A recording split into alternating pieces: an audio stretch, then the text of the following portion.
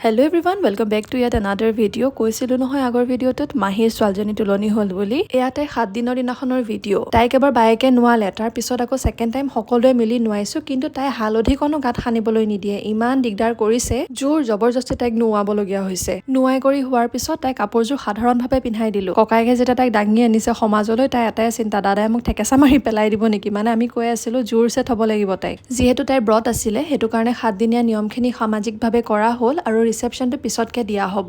এই ভিডিঅ'খিনি 27 তাৰিখৰে ভিডিঅ' আৰু তাইৰ ৰিসেপশন হৈ গ'ল যোৱা 3 তাৰিখে। যিহেতু মই সেইকেইদিন সাংঘাতিক ব্যস্ত আছিলো আৰু আপোনালোকে মোৰ ভিডিঅ'ৰ জৰিয়তে হয়তো গম পাই আছিলে যে মই ফ্লাড ৰিলিফৰ কামত যথেষ্ট ব্যস্ত হৈ আছিলো। সেইকাৰণে ভিডিঅ'খিনি আপলোড কৰাত বহুত বেছি দেৰি হ'ল।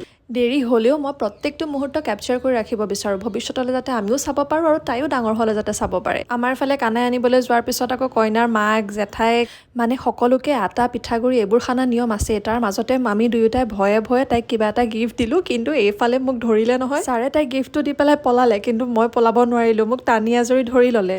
আৰু এইফালে কইনাৰ পেহীয়েকে পাই মোৰ গোটেই মুখখন বগা কৰি পেলালে ভাউৰীয়াৰ নিচিনা। এই ফূৰ্তিবিলাকেইটো ভাল লাগে। তাইকো আপোনালোকে আশীৰ্বাদ কৰিব, তাই যাতে জীৱন বাটত আগুৱাই যাব পাৰে। আৰু মোৰ আজিৰ ভিডিঅ'ত ইমানেই।